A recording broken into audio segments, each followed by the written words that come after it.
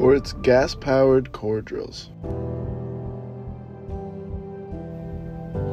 To run our gas-powered core drills, all you need is a water supply and a gas can.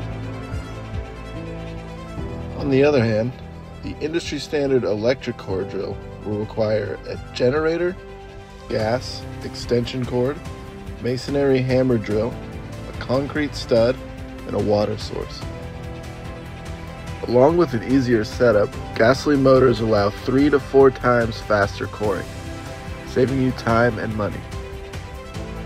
Our 400 series comes in 4 different models, ranging in different motor sizes and bit capacities, including our 616 model with an auger capacity up to 8 inches.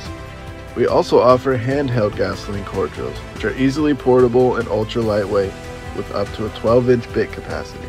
Make the switch to gasoline-powered core drills today by going to Kor-it.com.